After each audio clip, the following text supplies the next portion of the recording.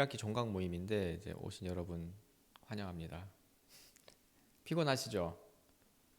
네, 저는 피곤하네요. 왜 피곤? 이번 주 지난주가 뭐 이유도 없이 피곤했던 거 계속 피곤했던 것 같아요. 그래서 뭐 왜인가 싶기도 한데 어떻게 잘 들리시나요? 저는 괜찮습니다. 네, 혹시 막 울리거나 퍼지거나 그러진 않죠?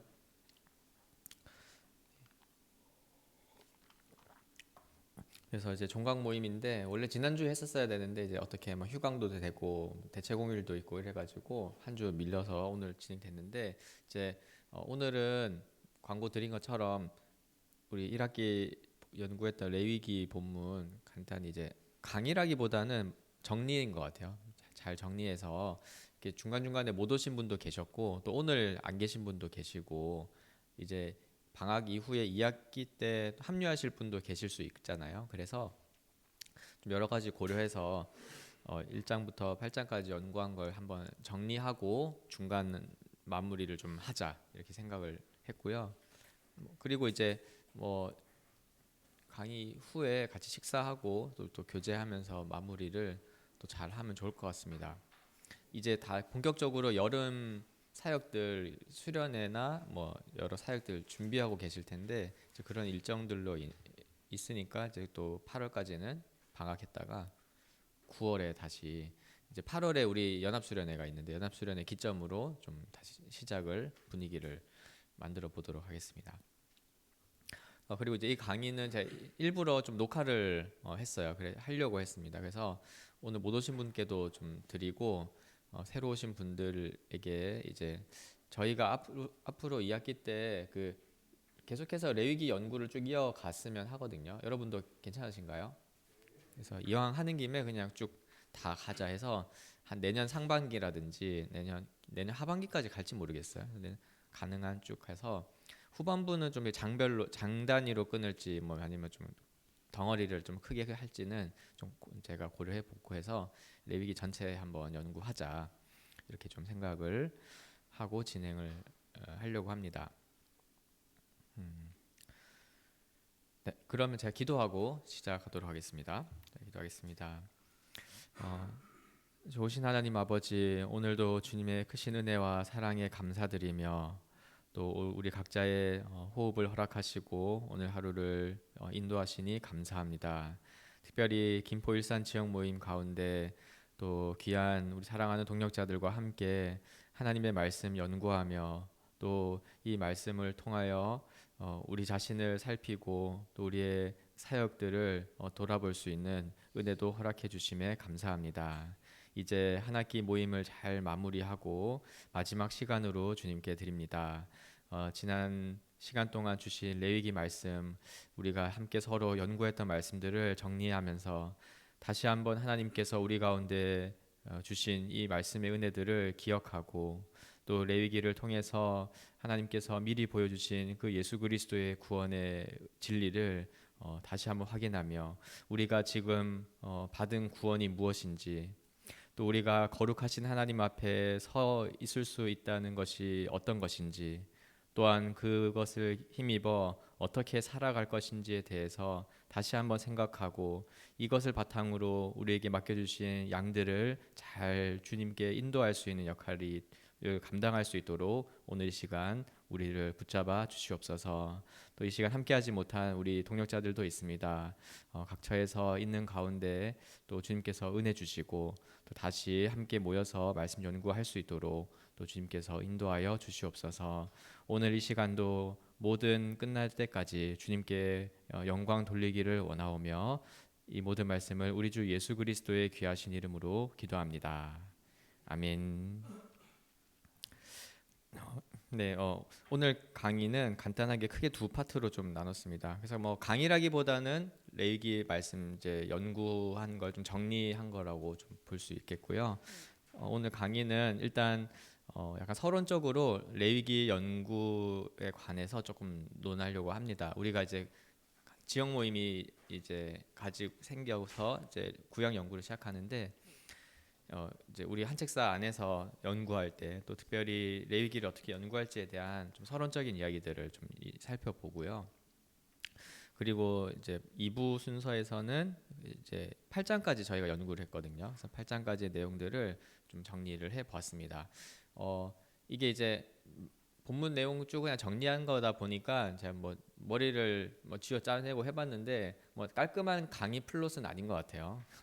그냥 일종에서 그냥 나열식의 강의가 될 텐데 같이 본문을 연구했기 때문에 어떤 부분들은 또 뭐 생략하기도 하고 했습니다. 그래서 좀 그래도 너무 이렇게 시간을 끌면 또 안 되니까 간단하게 정리하되 좀 중요한 부분들을 찍고 좀 넘어가고 또 가능하다면 이렇게 좀 우리가 같이 묵상하고 적용할 수 있는 점들을 좀 중심으로 강의안을 구성해 보았습니다. 이제 보통 일반적인 이제 이런 책들을 보면 레위기 이제 주제 구절 이런 것들이 막 나와 있거든요. 뭐 다 다른 것 같아요. 학자마다 주제 구절이 다 다른데 제가 생각하기에 이제 좀 뭐 전체를 좀 포괄할 수 있는 주제 구절은 레위기 11장 45절이라고 생각이 들었어요. 제가 강의 안에 있는데 우리 같이 한번 읽어보겠습니다. 시작. 나는 너희의 하나님이 되려고 너희를 애굽 땅에서 인도하여 낸 여호와라. 내가 거룩하니 너희도 거룩할지어다. 아멘. 네, 그래서 이 레위기는 일종의 법률을 하나님께서 하나님의 나라의 백성들에게 주신 것인데 보통 법이라고 하는 거는 이제 법적 관계라는 게 지키고 안 지키고에 따라서 이제 상벌이 주어지는 그런 관계를 말하잖아요. 이제 하나님의 법은 그런 법적인 관계도 있지만 그것을 더 초월하여서 하나님은 자신이 주신 이 거룩한 법을 통해서 자신의 백성들도 하나님 자신을 닮기를 원하시는 법이라는 측면에서 이 레위기 또 하나님의 율법은 아주 특별한 법이라고 할 수가 있는 것 같아요. 그래서 하나님은 법을 주시고 이 법대로 잘 살아라는 것도 있지만 궁극적으로는 나를 닮은 거룩한 자가 되라는 것이 하나님의 나라의 원리고 또 하나님이 우리를 다스려 가시는 방식이다라는 것을 좀 생각해 볼 수 있겠습니다. 그래서 레위기에 이제 제사법이 있고 뭐 정결법, 뭐 절기, 음식들이 쭉 여러 가지 나올 때 그 모든 법을 통해서 하나님이 정말 원하시는 게 있다면 이 법을 통해서 나를 닮아가기를 원하시는 것이 하나님의 뜻이었다. 이것은 뭐 구약 시대도 또 이제 그리스도가 오신 이 신약 시대에도 마찬가지 원리로 적용이 될 수 있겠습니다. 어떤 세부적인 규칙들은 이제 성취된 것이 있어서 지금 우리한테는 폐지된 법들도 있고 하지만 이 율법의 정신은 여전히 남아 있어서 지금 이제 우리 그리스도인 또한 하나님을 닮아서 거룩하게 되기를 원하시는 것이 하나님의 뜻이다. 이런 것들을 생각하면서 이런 관점에서 율법을 레위기를 보면 좋을 것 같아요. 이제 레위기 연구를 좀 생각해 보면 이제 뭐 레위기 어떻게 연구할 건가? 이제 여기에 우리 앉아 계신 분들은 함께 연구했고 혹시 이 영상을 이제 나중에 보실 분들은 새로 오신 분들은 이제 중간에 레위기 연구에 참여하실 텐데 기본적으로 우리는 레위기 연구도 귀납적인 성경 연구 방식으로 연구하게 됩니다. 그럼 귀납적이라고 하면 이제 관찰로부터 시작해서 즉 성경 본문으로부터 출발해서 해석을 거치고 어떤 신학적인 숙고를 거친 다음에 그 다음에 이제 적용 우리의 삶으로 또 우리의 현재 청중에게 우리 자신에게 적용하는 이 일방통행이라고 하는 어떤 순서를 가진 방식을 이야기해요. 그래서 우리가 레위기 연구할 때 참고 자료도 많이 참고하고 또 학자들의 주석도 많이 보고 또 좋은 목사님들의 설교도 많이 참고하지만 어쨌든지 우리 모임에서의 연구 방식은 성경 본문으로부터 출발하는 거다. 그래서 귀납적으로 보고 본문에서 말하는 것들을 가지고 우리가 관심을 두고 또 본문에서 많이 말하는 강조점들을 가지고 해석하려고 하는 방식을 취하게 되겠습니다. 그런데 이제 레위기는 성경이기 때문에 귀납적으로 연구하기도 하지만 이제 큰 관점에서 보면 이제 구약 성경에 해당되죠. 그래서 성경이 이제 구약 성경과 신약 성경이 구분할 수 있겠는데 구약 성경 연구이기 때문에 한 가지의 더 측면이 생기게 됩니다. 바로 이제 구속사적인 해석과 복음적인 해석이 레위기를 연구할 때는 방법론으로 필요하게 되는 거죠. 이것은 이제 예수님이 부활하신 이후에 이제 제자들 자신을 목격한 자에게 이제 구약을 풀어 설명해 주시면서 하신 말씀을 근거로 우리가 이제 이 방법론을 주장할 수가 있겠는데요. 누가복음 24장 44절부터 48절에 이렇게 보면은 이제 제자들한테 예수님이 부활하셔가지고 나타나셨을 때 이제 해설해 주신 거죠. 일종의 예수님이 이제 구약 성경을 해석해서 적용해 주신 설교 장면이라고 할 수가 있을 것 같아요. 그랬을 때 이제 그 44절에 있는 것처럼 그 예수님이 이제 제자들과 십자가 지시기 전에 함께 계실 때 말씀하셨던 그 성경의 이야기들, 특별히 모세의 율법, 선지자의 글, 시편, 이 구약 성경을 가리키는 그 어떤 전형적인 문구 같은 거죠. 근데 여기에 있는 기록들이 다 나를 가리켜 기록된 거다 이렇게 이야기하고 이것이 이루어져야 하리라고 내가 그 십자가 이전에 항상 이야기하지 않았냐. 그것을 담은 이야기가 이제 공생의 복음서의 공생의 이야기죠. 그러니까 기본적으로 구약이라고 함은 예수 그리스도를 가리켜서 기록된 거라고 하는 것이 해석의 원리, 구약 해석의 원리인 거예요. 그런데 이제 이게 왜 구속사적이냐고 하냐면 예수 그리스도를 가리켜 기록된 이 구약 이야기가 하나님이 창조하신 이 역사 무대 속에서 펼쳐졌기 때문에 그래요. 실제로 한 사람을 부르시기도 하고 그것을 토대로 한 나라를 건설하시기도 하고 그 이방 나라 이 세상의 이 세계사의 흐름 속에서 그 일들을 진행시켜 가시면서 기록된 것이 이제 구약 성경이었고 단순한 역사서적인 측면이 있는데 그것이 그리스도를 향해 기록된 것이다라고 예수님 자신이 이제 해석해 주신 거죠. 그래서 우리는 모든 구약 성경을 다룰 때 결국에 궁극적으로는 예수 그리스도를 가리켜 기록된 것이라고 관점을 가지고 봐야 되는 겁니다. 이걸 이제 구속사적인 해석이다 할 수가 있겠죠. 그랬을 때 이제 이 45절에 보면 성경이 깨달아진 거예요.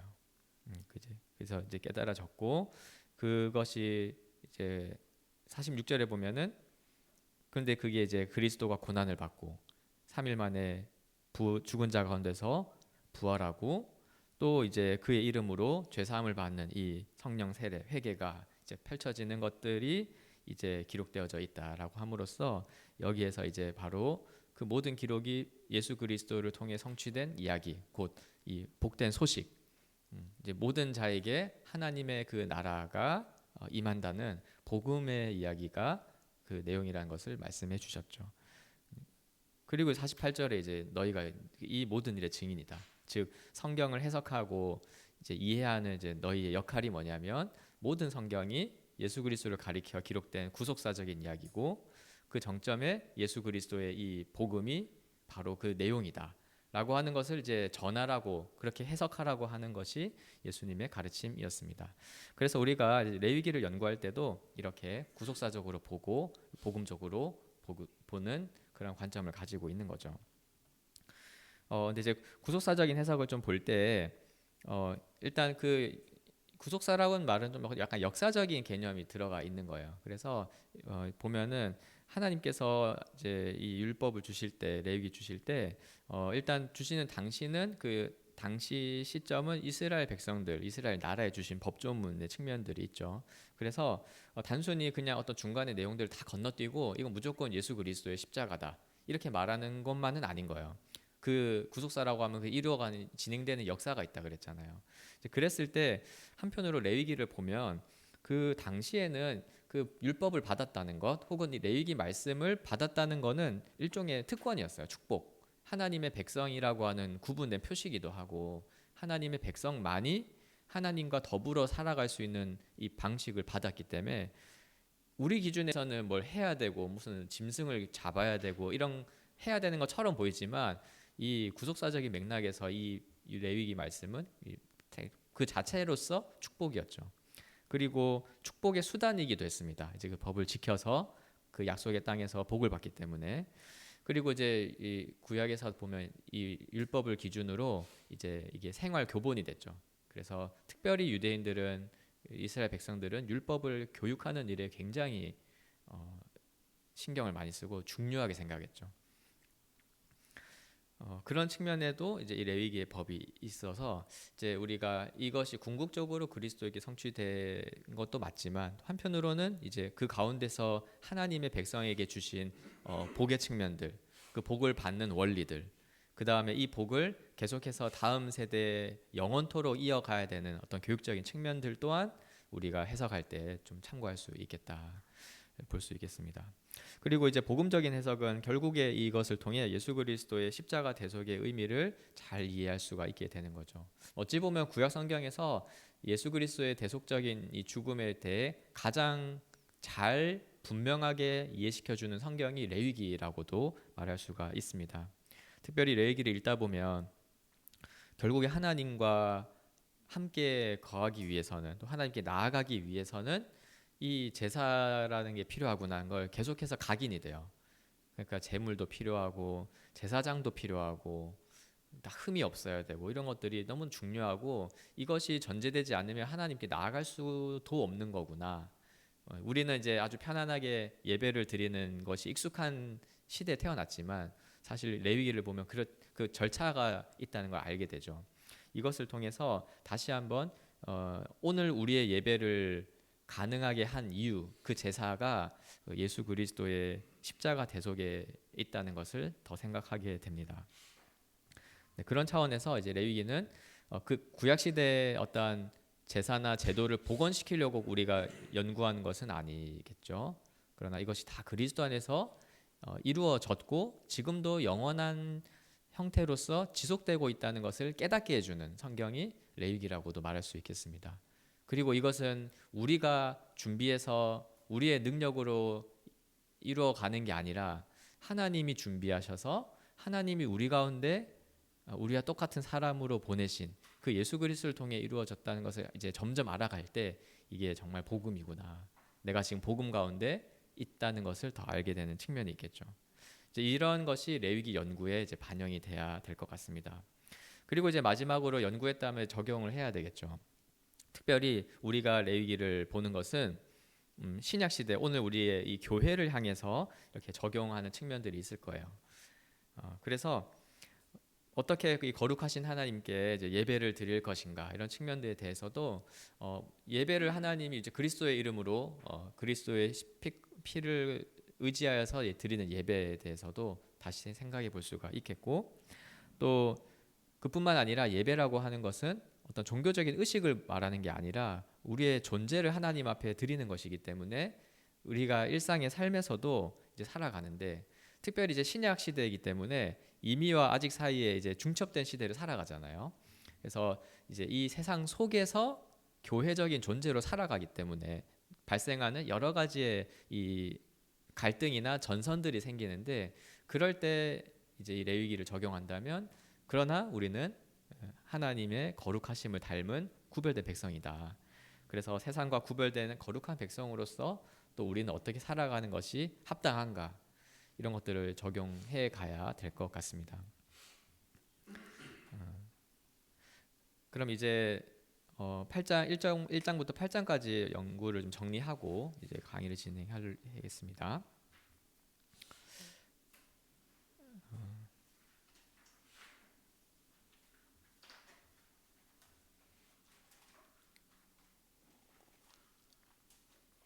네, 보시면 이제 레위기 1장부터 8장까지 본문 중심으로 좀 정리를 해봤는데 제가 이제 이거 강의 준비하다가 이것저것 책이나 뭐 이거 다 찾아봤는데 그 책이 훨씬 더 잘 돼 있더라고요. 그래서 잘 된 책이 너무 많아서 그동안 그냥 너무 책을 안 읽었구나 이 생각을 막 했는데 근데 이제 보면은 연구들이 이제 막 깊이 있게 막 들어가거나 하다 보면은 좀 이렇게 이제 아쉬운 면들도 있었던 것 같아요. 이제 그 당시의 정황이라든지 고고학적인 역사적인 연구들이 잘 된 만큼 이제 이것이 좀 그리스도 안에서 어떻게 해서 성취되고 특히 이제 오늘 우리 성도들에게 그 교회에 어떻게 적용되나 이 측면들도 좀 필요한데 이 부분까지는 되게 약간 되게 원론적인 이야기에서 머무르는 게 아직까지 많은 것 같아요. 그래서 약간 레위기를 해석하는 것까지는 참 잘 돼 있고 레위기를 적용하거나 설교하는 측면에서는 이게 조금 더 진전될 게 필요하구나. 약간 우리의 과제 같기도 했었어요. 네, 그렇죠. 맞아요. 네, 그래서 그런 것들은 오히려 이제 우리 현장에서 사역을 하고 있는 우리 목회자들의 과제이기도 하다. 좋은 연구들을 잘 이어받아서 진짜 뭐 풍성하게 이런 것들을 떠나서 뭐 단 한 가지라도 이제 우리 말씀을 가지고 우리의 삶과 또 우리 교회의 사역에 딱 적용할 수 있다면은 참 좋겠다 생각이 드는데, 한편으로는 레위기는 법이잖아요. 법적인 측면이 있어가지고 또 적용할 때에는 아주 담대하게 적용할 수도 있겠다 싶기도 해요. 이거는 뭐 우리가 좋으면 하자 이런 게 아니라 하나님이 하라고 하신 명령의 측면이니까 잘 해석해서 또 적용할 때는 이거는 지켜야 되는 법이다. 이런 측면은 또 이 레위기 형식 자체가 우리에게 주는 힘이 있는 것 같습니다. 적용의 힘이 또 있는 것 같아요. 한번 이제 보면은 일단 5장까지는 이제 뭐 정확하게는 6장 7절까지지만 5장까지 전반적으로는 이 5가지의 희생 제사를 먼저 제시를 하고 있었습니다. 세세한 내용들은 우리가 연구를 했기 때문에 좀 이렇게 넘어가고 중요한 것만 제가 요약했습니다. 그래서 보시면 각 제사에서 제물이 무엇이고 제물을 어떻게 처리할 것인지, 또 이 제사가 갖고 있는 의미가 뭔지 약간 요 정도로 간단하게 좀 정리를 해봤어요. 첫 번째 제사는 이제 번제죠. 레위기 1장인데 그 번제는 이제 히브리어로 뭐 올라라고 해가지고 올려드리다 이런 제사 이런 의미를 가지고 있는데 이 제물, 이때 이제 제물은 속죄를 의미하는 이 안수를 받았던 흠없는 소, 양, 염소 혹은 새 등으로 이제 처리가 됐어요. 근데 이제 번제의 제물 처리 방식은 다 태워드리는 것이 특징이었습니다. 그래서 여기에서는 어떤 것도 남기지 않고 이제 가죽 정도 이제 타지 않으니까 가죽은 버리고 모든 것을 다 준비해서 태워 드리는 것이 이제 번제 측면인 거고요. 이제 가장 중요한 것은 이 거룩하신 하나님과 관계를 맺는 가장 근본적이고 기초적인 제사로서 번제가 있다는 것을 생각해 볼 수 있었습니다. 그래서 이 번제가 모든 것을 다 태워 드리는 이런 것을 보면은 이제 일단 기본적으로 전제하는 게 거룩하신 하나님 앞에 우리가 죄인이라고 하는 것을 전제하는 거죠. 그래서 원래는 사실 관계를 맺을 수가 없는 그런 사이인 건데 이것이 어떤 식으로 관계가 맺어지냐는 것을 잘 보여주는 제사가 번제라고 할 수 있었어요.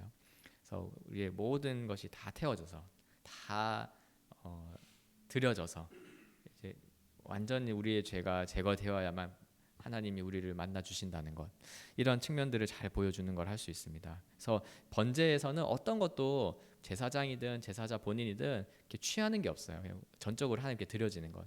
여기에서 어떤 예배의 요소도 생각해 볼 수가 있고, 또 우리가 하나님께 무언가를 받을 만한 어떤 그런 존재가 아니라는 것이 달성하죠. 오히려 다 드리는 것이 맞는데 또 드릴 수 없는 그런 죄인 된 자를 하나님은 다 받으시는 측면들을 좀 생각해 볼 수 있었던 것 같습니다. 민수기 말씀 28장 보면은 이게 상번제라고 돼 있어요. 그래서 번제는 그냥 아침 저녁으로 항상 드려지고 있었던 제사였습니다. 두 번째는 이제 2장의 소제였는데 소제는 이제 민하라고 해서 선물이라는 어떤 뜻을 가진 단어인데 말 그대로 이 하나님께 어떤 감사나 이런 것들을 드릴 때 또 하나님도 그런 제사에 대하여서 또 우리에게 주시는 그런 측면의 이제 제사라고 할 수 있는데, 이때 이제 소제의 특징은 유일하게 짐승을 드리지 않는 제사였어요. 그래서 곡식으로 고운 가루를 빻아서 드리는 제사였는데 이게 왜 이제 5대 희생 제사 가운데 희생이 없는데 왜 희생 제사냐 이렇게 생각할 수도 있어요. 근데 보통 이제 모든 소제는 짐승을 드렸던 여러 제사들과 함께 드려졌던 것을 이제 구약에서 계속 볼 수가 있습니다. 그래서 이제 소제가 이 맥락상 5대 제사의 레위기에 기록되어져 있는 거고요. 제물 처리하는 방식을 보면은 이제 곡식을 드리는데 뭐 있는 그대로 곱게 빻아 드리기도 하지만 주로 이제 가공을 해요. 그래서 빻거나 그것을 이렇게 첨가물 넣어서 드리거나 아니면 이제 우리로 치면 요리죠. 요리를 해서 빵으로 만들어서 드리거나 하는 식으로 이제 이 제물을 잘 가공해서 드리는 특징을 가지고 있었습니다. 근데 소제는 이제 그래서 거룩하신 하나님의 이 은혜에 감사와 또는 이제 헌신을 드리는 제사라고 말할 수가 있겠죠.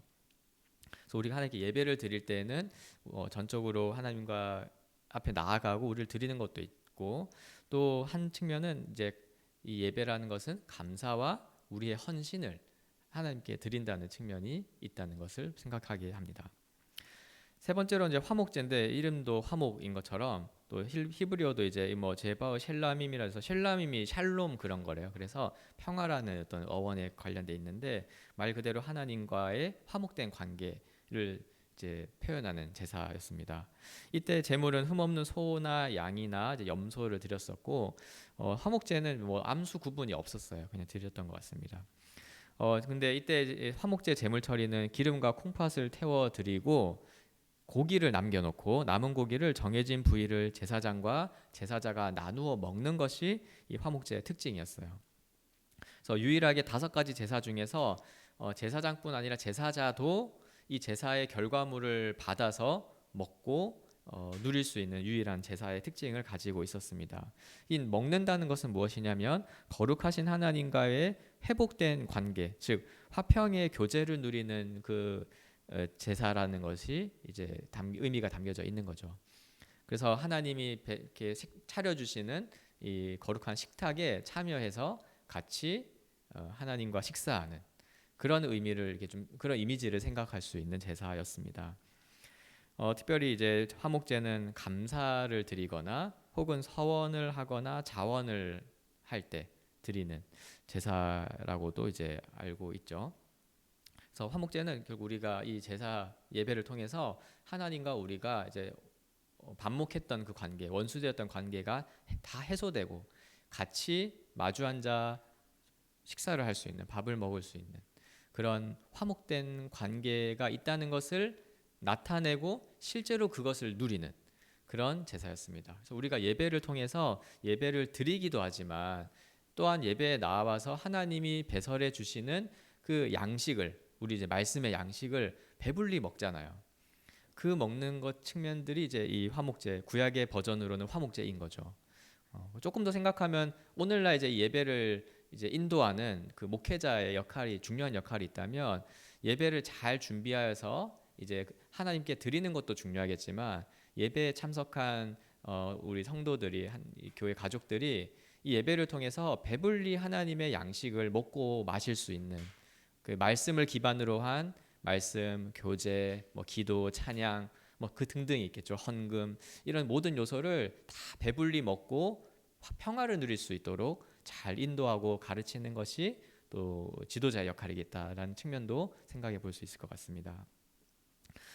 그리고 이제 속죄제와 속건제가 있는데, 보통 이렇게 이렇게 설명된 글들을 보면은 여기 좀 약간 구분을 짓게 돼요. 왜냐하면 속죄제와 속건제 같은 경우 기술 방식이 조금 달라집니다.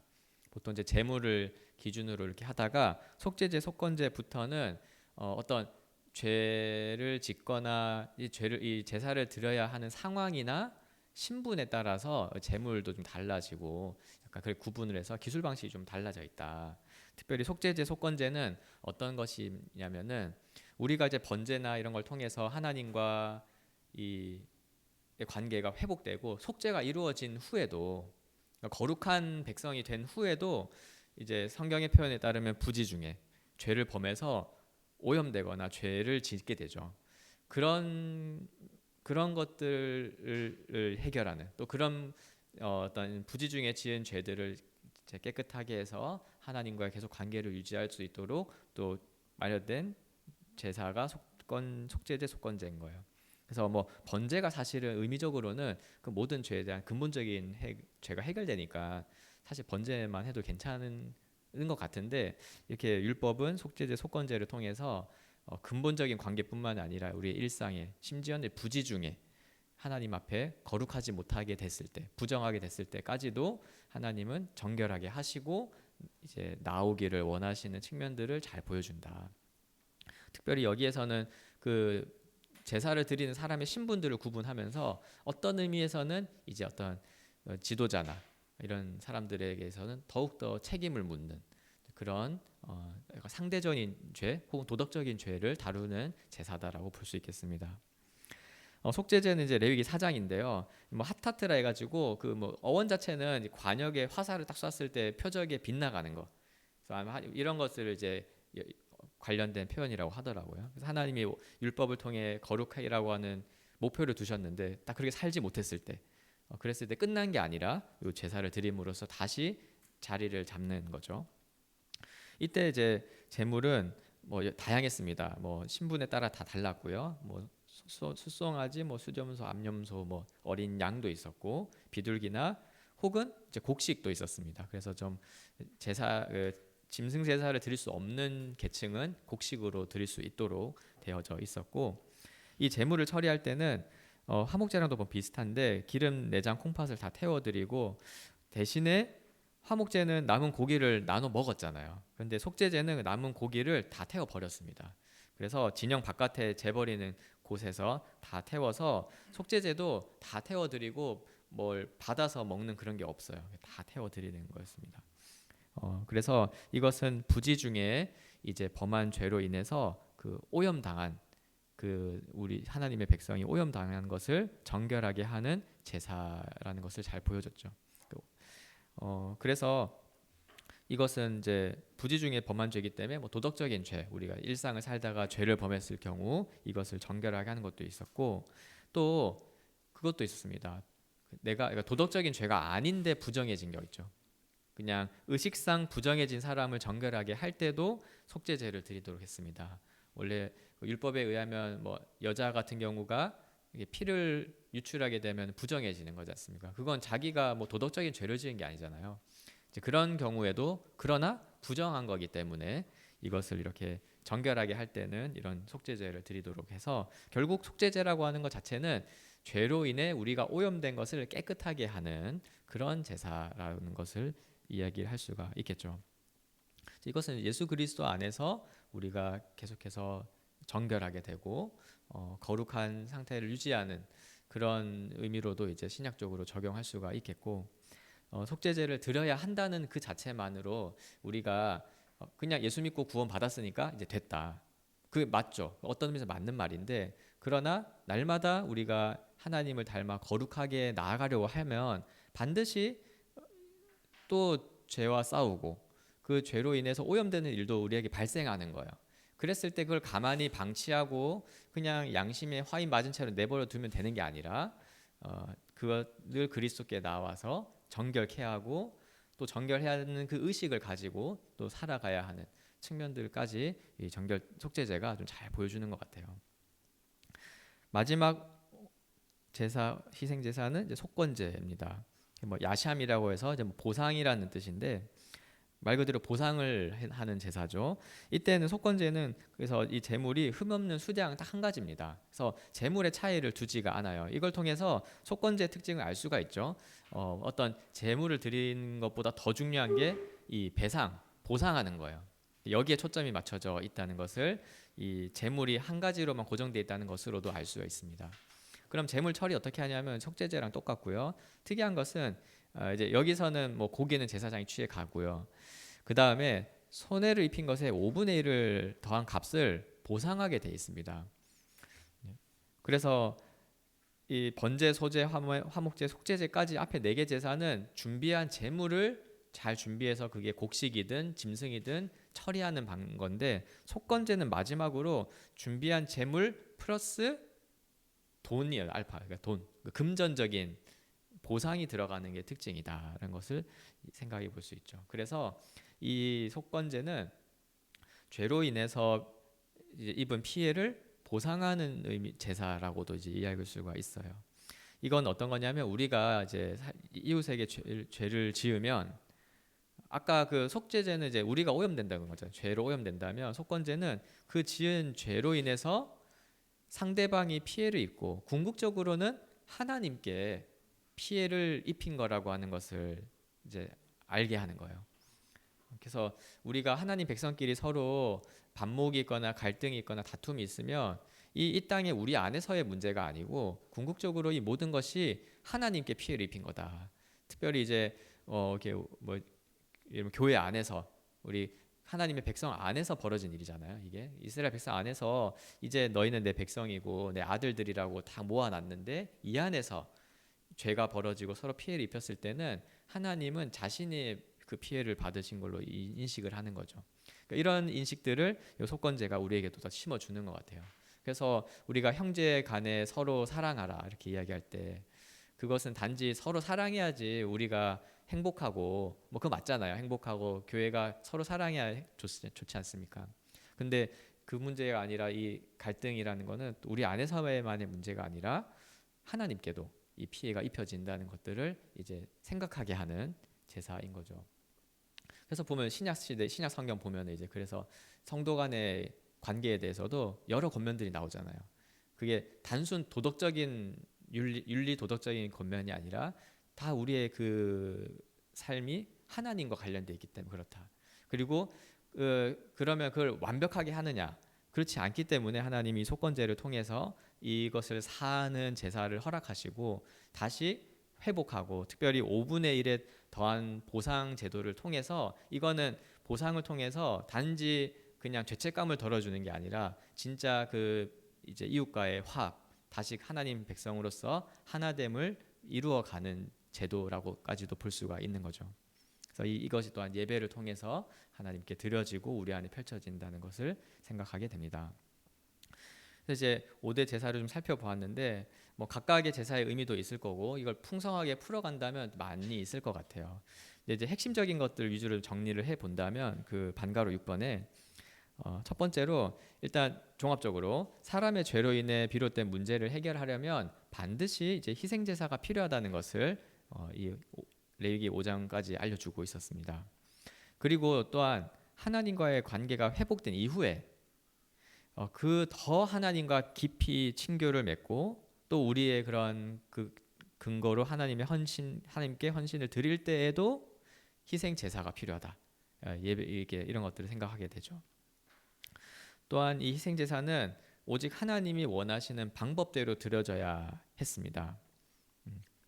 그래서 이것이 우리가 하나님께 나아간다, 또 하나님께 모일 걸 드린다, 혹은 우리의 삶을 드린다 이렇게 할 때에도 그냥 다 드리는 게 아니라 하나님이 원하시고 정하신 방식대로 드려져야 하나님이 받으시고 기뻐하신다. 이런 측면들을 생각하게 됩니다. 그리고 결국 이 희생제사는 이 죄인인 우리가 지속적으로 하나님께 나아갈 수 있는 유일한 방법이 예수 그리스도의 대속 밖에는 없다는 사실을 정말 알려주고 있습니다. 우리가 이제 지금 다 개신교 목사들이라 이제 우리 종교개혁 이후에 세워진 여러 뭐 제도들 여러 어떤 문구들 있잖아요. 뭐 기독교를 딱 구분한다면 사도신경일 거고 개신교를 딱 구분한다면 뭐 파이브 솔라 해가지고 문구들이 있어서 딱 오직 그리스도 이렇게 이야기하는데 또 한편으로는 이 성경 말씀을 뭐 보면 볼수록 이건 어떤 신학적인 어떤 태제를 우리가 따라가니까 주장하는 게 아니라 성경 자체도 그렇게 오직 그리스도만이 하나님과 함께 나아가고 하나님의 복을 받는 그런 통로라고 하는 사실을 계속해서 알려주고 있는 거죠. 그랬을 때 이제 단순히 그리스도를 의지하여서 하나님께 나아간다는 게 어떤 측면들인지 이것을 약간 5가지 형태로 보여주는 게 레위기 5대 제사다라고 정리해 볼 수가 있겠습니다.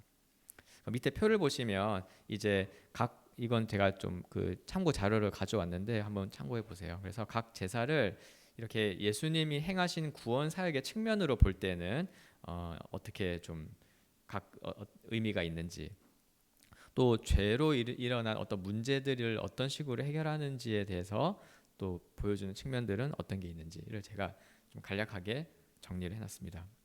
네. 요거는 뭐 제가 그냥 참고해온 거라서 이거 읽어보시면 될 것 같고요. 네, 그리고 이제 넘어가서 6장과 7장에서는 그 다시 한번 5대 희생 제사를 또 기술하고 있어요. 단순 반복 같은 느낌도 있는데 특별히 이거는 제사장의 관점에서 보는 5대 희생 제사를 기록하고 있습니다. 그래서 이거는 제가 참고 자료들 보면은 은근히 다 넘어가시더라고요. 그 학자들도 6장 7장은 거의 넘어가는 경우도 많아요. 그래서 그냥 비슷하게 보는구나 생각했고 우리가 이제 본문 연구했으니까 좀 연구한 걸 토대로 제가 좀 간단히 정리해봤는데 일단 앞에 1장부터 5장까지와 좀 비교를 해본다면 공통점은 5대 희생제사의 기본적인 내용은 동일해요. 어차피 새로운 제사가 추가되는 게 아니기 때문에 공통점이 그렇고 좀 차이점이 있다면 이제 6장 7장이 제사장의 역할과 그들에게 돌아가는 재물을 중심으로 좀 설명하고 있다. 이것을 볼 수 있겠습니다. 그리고 6장과 7장을 뭐 주된 주제이자 요약이라고 할 수 있는 구절이 레위기 7장 35에서 36절인데 이건 같이 한번 읽어보겠습니다. 시작.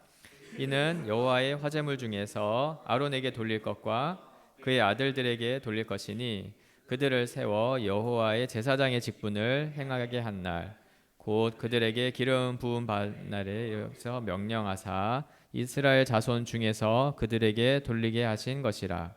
대대로 영원히 받을 소득이니라. 아멘. 그래서 읽은 것처럼 결국에 이 6장 7장은 제사장과 그 아론과 제사장들에게 돌아갈 재물 이야기를 하는 거고 그들에게 돌릴 재물이 있다. 그 다음에 영원한 소득이 된다라는 측면에서 이 제사가 제사장들에게 어떤 의미가 있는지를 좀 설명해 주는 그런 대목이라고 할 수가 있겠습니다. 그랬을 때 두 가지로 좀 정리를 해 볼 수 있는데 한 가지는 이제 제사장의 몫으로 지정된 재물이 있습니다. 이거는 당시를 이제 구속사적인 맥락에서 생각해 보면 제사장은 이제 아론이든 뭐 모세도 이제 그렇지만 레위 지파 출신이죠. 이제 아론과 아론의 아들들 다 레위 계열이기 때문에 수입원이 따로 없어요. 그들은 분배받은 땅이 없기 때문에 그렇기 때문에 어떤 면에서는 이 제사장에게 몫이 돌아가는 제도는 꽤 꼭 필요했고 그들에게는 생계 수단이었죠. 그런데 이것은 좀 더 나아간다면 이제 하나님을 전적으로 섬기는 자들이에요. 이 제사장이 하나님을 섬기는 자의 생활을 하나님은 책임지신다는 것을 가장 확실하게 보여주는 성경 말씀이기도 해요. 이거는 법이잖아요. 그리고 실제로 어떤 뭐 엘리야가 이렇게 쫓김 당하다가 까마귀가 고기 먹여주고 이런 건 이제 일종의 되게 기적같은 사건인데 이 6장 7장은 법으로 딱 명시된 거예요. 그래서 하나님을 전적으로 섬기는 이 제사장들은 이제 내가 책임지고 내가 주는 것으로 먹고 살 수 있게 한다는 것을 가장 보여주는 이제 구약의 근거 중에 하나입니다. 그래서 제가 참고로 좀 이제 약간 적용적인 개념을 생각을 써놓은 건데 혹시 이제 이런 걸 보면서 특히 저 여러분은 해당될 거고 이렇게 복음을 전하는 사역자로 이렇게 전임 사역자죠. 사역자로 이렇게 부르심이 있는데 혹시 생활에 어떤 염려가 때문에 주저하거나 딱 그 문제로 망설임이 있다면 망설이지 말아야 될 것을 좀 생각해야 되고 이제 본인이 이제 사역자가 아닌 경우 이제 성도인 경우는 이 말씀을 보면서 이제 자신이 소속된 등록된 교회의 사역자가 우리처럼 이렇게 생활할 수 있도록 책임져야 된다는 생각을 이제 해야 되는 거죠. 이게 그 하면 좋고 안 하면 안 되고 어쩔 수 없고가 아니고 이게 사실 법이에요. 그래서 하나님은 이 하나님의 백성들의 신실함을 보실 때 이 율법을 통해 보시잖아요. 그러니까 하나님이 어떤 측면에서는 제사를 잘 드리냐 이런 것도 보시겠지만 6장 7장을 생각해 보면 이 이스라엘 백성들이 이제 이 제사장에게 드려지는 합당한 어떤 제물들을 그 수입원을 이제 어떻게 보면 제공한 측면도 있잖아요. 그래서 이들이 신실하게 제사를 잘 준비해서 또 제사장들이 이것으로 먹고 살 수 있게 하는지는 것들도 하나님의 측면에서는 일종의 지표인 거예요. 거룩의 지표고 신실함의 지표다. 이것을 이제 원리적으로 가지고 왔을 때 뭐 있는 그대로 적용할 수는 없겠지만 우리가 오늘 이제 교회를 생각할 때에도 특별히 복음을 전하는 일로 전적으로 섬기는 선교사님이라든지 뭐 목회자라든지 혹은 이렇게 사역자들이 이제 활동을 할 때 그들을 바라보는 시선, 그들의 삶을 책임져야 된다는 어떤 생각을 우리 이제 하나님의 백성들은 가지고 있어야 된다는 것을 이 말씀을 통해 생각해 볼 수 있는 거죠. 그래서 예수님도 제자들을 이렇게 보내시면서 누가복음 10장 7절에 보면 그런 뭐 이렇게 뭐 배낭, 뭐 전대, 신발 이런 거 외에는 가지지 말라 그러면서 보내시잖아요. 그랬을 때 이 말씀을 딱 하셨어요. 그 집에 갔을 때 복음 전하는 걸 딱 들으면 그 집에서 유하면서 주는 것을 먹고 마셔라. 일꾼이 그 삭을 받는 것은 마땅하니라. 그리고 이 집 저 집 옮겨 다니지 말라. 딱 그냥 거기 보내신 그곳에서 주는 것으로 먹고 만족하고 또 뭐 더 얻으려고 돌아다니지 말라는 거죠. 그러니까 생활의 염려 때문에 막 돌아다니지 말라는 이런 말씀도 이제 했어요. 그래서 요 레위기 6장 7장의 이 제사장의 몫으로 돌아갈 것을 좀 예수님의 버전으로 이제 이야기한다면 누가복음 10장에 이런 말씀도 있습니다. 그래서 이제 저는 이제 이 강의를 듣는 대부분이 다 해당되는 사람들이라서 일부러 좀 이 내용을 좀 써놨어요. 그래서 우리가 이제 뭐 현대 사회가 됐고 이제 이 문화적인 차이들이 있지만 가장 근본적인 거는 그거죠. 이제 이 내가 전적으로 복음을 전하는 사역을 하기 때문에 오게 되는 그 나에게 분배받은 땅이 없어서 오게 되는 어떤 물질적인 염려나 생활의 어려움들이 있는데 레위기 말씀은 그런데 하나님이 이것은 책임져 주신다는 법을 우리에게 주셨기 때문에 이 말씀을 믿고 또 이렇게 두려워하지 말고 오히려 제사장이 고민할 것은 어떻게 제사를 잘 드릴 것인가, 하나님이 정하신 법대로 할 것인가에 더 초점을 맞춰줘야 되겠죠. 이제 그런 면에 있어서 다시 한번 우리의 마음을 한번 다 붙잡으면 좋겠다 생각이 듭니다. 그리고 이제 제사장의 역할이 6장 7장에 나옵니다. 특별히 하나님이 정하신 방식대로 이 제사가 드려지도록 섬기는 자예요. 그래서 뭐 기억나십니까? 이제 뭐 불 꺼트리지 말라. 그 불을 잘 피워야 되고 재는 잘 깨끗하게 청소해야 되고 막 혹시 하다가 뭐 몸에 이게 뭐 더러워지면은 다시 옷을 빨고 이런 절차들이 막 있었어요. 그래서 그렇게 함으로써 이 제사를 드리는 장소나 또 기구들을 잘 관리하는 게 이제 역할이었고, 또한 좀 더 확장해 생각해 보면 그런 제사를 드릴 수 있도록 이 백성들에게 잘 지도하는 것들도 제사장의 역할이었습니다. 이제 오늘날로 치면은 목회자가 이런 역할을 하는 거죠. 근데 이제 차이점이 있다면 구약 율법 시대 때는 이게 신분이었어요. 그러니까 이런 역할을 하는 신분인데 이제 오늘날 신약 시대에는 목회자가 어떤 신분이 아니죠. 신분은 동일한 신분이고 역할만 이렇게 예배를 인도한다든지 말씀을 선포한다든지 말씀에 순종하며 살도록 지도하는 역할이 있는 거죠.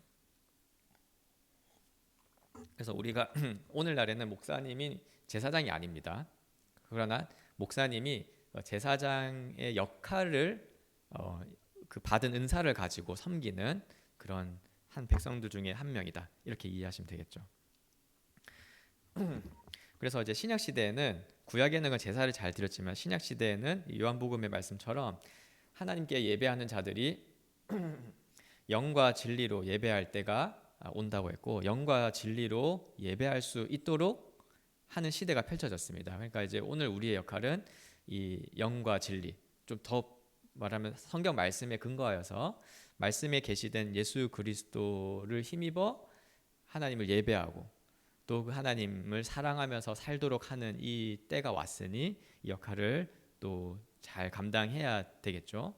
그렇기 위해서 하나님이 은사를 주시고 또 직분을 주셔서 어찌 보면 이제 우리 같은 이렇게 하나님 보시기에는 별로 돌 같은 그런 존재인데 우리에게도 그런 큰 직분을 주셔가지고 사도 바울 말처럼 나 같은 자에게 직분을 주셔서 이런 걸 감당하게 하신 거다. 이런 것까지 연결해서 볼 수 있는 것 같아요. 그러니까 우리가 이제 이 제사장의 역할을 토대로 생각해 보면 우리도 지금 제일 고민해야 되는 게 그거겠죠. 어떻게 하나님을 잘 예배할 것인가. 그럼 여기에서부터 모든 질문이 나올 것 같아요. 예배는 무엇인가? 이렇게부터 쭉쭉 넘어갈 때 이것을 영과 진리로, 즉 하나님 주신 말씀과 성령의 인도하심에 합당하게 잘 이끌어가는 것이 필요하겠습니다. 또 한편으로는 월요 지역 모임에 이렇게 모여서 하는 일들은 우리가 이제 영과 진리로 예배를 잘 드릴 수 있도록 우리 자신을 준비하고 또 선한 좋은 것들을 우리 동력자들과 나누고 그 나눔으로써 더 풍성해지는 여러 요소들을 이제 잘 공유하는 거 이런 게 있겠죠. 또 저는 한편으로는 이게 형식적으로는 예배는 아니지만 저는 이런 모임들을 통해서 우리가 결과적으로 이런 일들을 허락하신 하나님의 은혜에 감사드리기 때문에 이것 또한 하나님이 받으시는 어떤 예배적인 요소가 될 수 있다. 이렇게도 저는 보여집니다. 마지막 8장인데요. 이제 8장은 원래 8, 9, 10장 이렇게 합쳐서 제사장이 임명되고 첫 제사를 드리는 그런 장면, 그리고 잘못된 제사를 드려서 심판을 받는 그 레위기에 이제 몇 안 되는 이 내러티브 같은 이런 장면이 포함되어 있는데 이번 1학기 때는 그 진도를 못 맞춰가지고 8장까지 했어요. 뭐 우리 9장부터 계속 나가겠습니다. 그래서 8장을 좀 보면은 8장 자체는 이렇게 구조가 제사장 위임식을 준비하는 것 그리고 위임 절차가 나오고 뭐 위임 기간을 좀 정해져 있었습니다. 그래서 위임식을 준비할 때 이제 하나님이 정하신 사람들, 특별히 이제 아론을 대제사장의 신분으로, 그리고 이제 아론의 아들들, 이 이제 제사장들이 되죠. 아론 자손들이 되고, 그리고 필요한 물품들이 있었습니다. 특히 의복이나 기름이나 또 제사를 위한 제물들을 준비해서 준비를 했고, 특별히 모든 회중들을 이제 불렀어요. 보통 이제 우리가 지난주에 연구했듯이 이 회중이 다 모일 수는 없으니까 보통 회중의 대표들을 초청해서 이제 그 위임식 장면을 목격할 수 있도록 이렇게 했던 것 같습니다. 그래서 우리 연구할 때 그때 이 대제사장이 임명되는 것인데 이제 이게 누군지 회중들도 알아야 하고, 또 어떤 의미에서는 이제 이 사람들이 모든 이스라엘 백성들을 대표로 하는 그런 상징적인 인물이기 때문에 회중들이 모여 있는 곳에서 하나님이 임명하시는 거죠. 이제 그런 측면들이 있었고, 위임을 할 때 크게 1부 순서, 뭐 2부 순서 이렇게 나눴던 것 같아요. 1부 순서는 이 제사장들을 잘 목욕시키고, 그 다음에 제사장만 입을 수 있는 준비된 의복을 잘 입히고, 특별히 대제사장만 입을 수 있는 옷이 있었죠. 그래서 여러 뭐 장신구들을 입히고, 그리고 이제 기름을 부었어요. 그래서 이게 이제 1부 순서인데, 이것은 이 제사장들이 하나님 앞에서 이제 정결해지는 것, 깨끗하게 되는 것과, 그리고 이제 그들이 구별됐다는 것을 표시를 시키고, 이 기름 부음은 사실 이제 더 해석하면 성령의 기름 부음 이런 것랑 연결돼서 그 이제 그런 제사장으로서의 수행하는 능력, 어떤 지혜, 권능, 이런 권위 이런 것들을 상징한다고 해요. 그래서 그런 제사장을 준비하고 2부 순서는 제사를 드렸습니다. 그래서 속죄제와 번제와 화목제를 드렸는데 이제 내용을 보면 소제가 섞여 있는 것 같아요. 드려서 한편으로는 이 제사장이 임명되지만 이들은 특별한 존재죠. 신분적으로도 특별한 신분이에요. 이제 하나님과 이스라엘 백성 사이를 중재할 수 있는 유일한 신분이기 때문에, 그러나 그가 인간 제사장이기 때문에 또한 죄가 있는 존재로서 제사를 드리는 그런 장면들이 있었습니다. 그리고 이제 제사장이 위임을 하는 동안은 기간이 정해져 있었어요. 7일 동안 나가지 않고 이 회막 안에 머무르면서 그들의 어떤 정결함을 유지하거나, 또 어떤 연구는 그 7일 동안 이런 일들을 반복했다라고 하는 연구도 있더라고요. 이 장면을 계속 반복적으로 또 하기도 하고, 이제 뭐 어떤 분들은 이제 이 인원이 이제 여러 명이니까 그들을 다 하는 기간들이다 이렇게도 해석은 하는데, 뭐 어떻게든 상관없이 이 세 가지 위임식을 준비하는 거라든지 위임하는 절차라든지 혹은 이 기간 모두가 이 제사장을 임명하고 이들이 특별한 이제 신분을 가지고 있다는 것을 잘 보여주는 장면이라 할 수 있겠습니다. 근데 이제 이것을 좀 정리해 보자면, 이 제사장을 위임식한 이 장면은 하나님과 하나님의 백성 사이의 중재자 역할을 하는 제사장 직책이 얼마나 중요한지를 잘 보여주는 장면이에요. 그래서 온 회중이 이들의 임명식을 봐야만 했습니다. 특별히 제사장들이 이제 이걸 준비돼서 딱 옷을 입고 이 회중들 앞에 섰을 때는 그가 정말 하나님께 정결함을 입은 자로서 하나님의 위엄과 영광을 잘 드러내 주었어요. 그래서 그 제사장이 딱 세워지는 것을 보고 이스라엘 회중들은 정말 우리가 하나님의 백성이구나, 하나님이 우리 가운데 또 계셔서 우리를 만나 주시는구나 하는 것을 이제 제사장의 존재를 통해서도 아는 거죠. 그리고 궁극적으로 이 모든 것은 예수님이 이제 영원하고 완전한 대제사장이신 것을 또한 가리킨다고 볼 수가 있습니다. 좀 이제 해설해 본다면 이제는 어떤 특정 계층으로서의 제사장은 이제 없어졌습니다. 그래서 제사장은 없고 오히려 예수님을 믿는 모든 성도가 그리스도 안에서 하나님의 양자된 신분을 얻었고 제사장의 지위를 얻었다고 말할 수가 있어요. 그래서 우리 모두는 매일의 삶에서 이 제사장 의식을 가지고 말씀과 성령으로 정결하게 되며 또 거룩하신 하나님을 닮아서 인격적인 변화를 이루어 가야 되는 점들을 이 말씀은 또 신약적으로 이해하고 해석할 수가 있을 것 같습니다. 네. 그리고 이제 이런 차원에서 신약 성경에 보면 목사에게는 모든 믿는 자들의 본이 되라고도 또 권면이 있잖아요. 이게 너는 제사장이니까 해라는 건 아니죠. 사실 모두가 다 제사장이기 때문에 이런 의식을 가지고 있는데도 신약 성경은 더 목회자가 될 사람들에게는 본이 되라고 하면서 경건을 연단하라 그러고 또 이 일을 위해 전심전력을 다하라는 이런 말들을 계속해서 합니다. 그러니까 또 한 측면이 있나 봐요. 이거는 이제 이 신분의 변화는 아니지만 우리에게 주신 그 역할이 있다. 그러면 이제 종합적으로 볼 때 이 시대의 목회자의 역할이 이제 뭐냐면 우리가 진짜 하나님의 구별된 제사장 나라, 제사장 신분이라는 것을 알게 하고 성도들로 하여금 알게 하고 그냥 목사님은 깨끗하고 목사님은 훌륭하고 목사님이 우리를 이끌어 가시는 분 이렇게 생각하는 게 아니라 우리가 다 하나님 앞에서 이렇게 목욕한 자로 깨끗하게 되고 그 제사장의 영광스러운 옷을 입고 딱 서 있는 것처럼 우리도 다 그렇게 제사장으로서 살아가는 그런 역할, 그런 인식을 가질 수 있도록 우리 목회자의 역할이 있겠죠. 우리 자신도 그런 의미에서 본이 되어져서 정말 우리가 하나님 앞에 거룩하다고 하는 것이 흠모할 만하고 정말 그렇게 살아가기를 원하고 근데 어떻게 해야 될지 알려주는 그런 역할들을 성경을 통해서 잘 전하는 것이 또 우리의 역할이라고 할 수 있을 것 같아요. 그래서 목회자가 말씀을 잘 알기도 해야 되고 또 이 말씀을 또 잘 실천해서 우리도 어떤 의미에서는 또 잘 본이 되어지는 측면까지 이제 가야 될 것 같습니다. 강의는 여기까지인데요. 그래서 이제 한 학기 동안 요 배운 내용들을 좀 이렇게 정리를 해봤는데 어떻게 좀 정리가 되시나요? 네.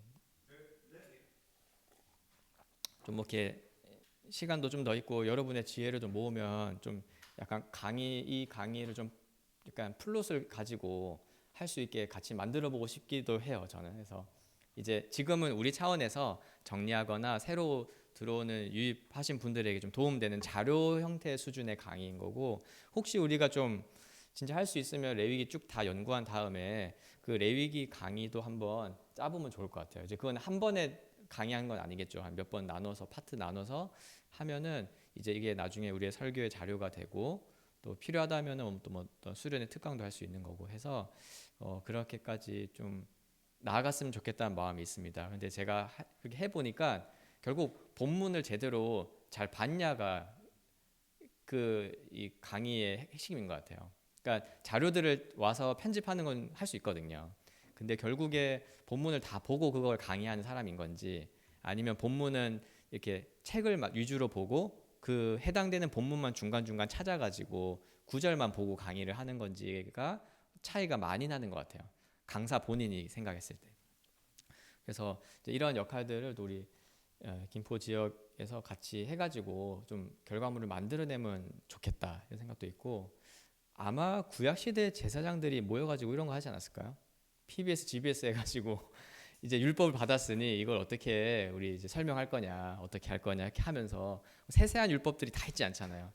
이제 그런 것들이 있을 수 있지 않을까. 아마 이게 또 그 우리가 받은 은사와 또 우리가 받은 직분에 맞게 또 한 역할일 수도 있겠다 생각해서 더 앞으로 이제 방중 모임 지나고 다시 레위기 다시 할 텐데 또 그때 또 이렇게 쫓기듯 한다 하지 말고 더 잘 준비해서 진짜 열정을 가지고 한번 우리 모임을 잘 이끌어갔으면 좋겠습니다.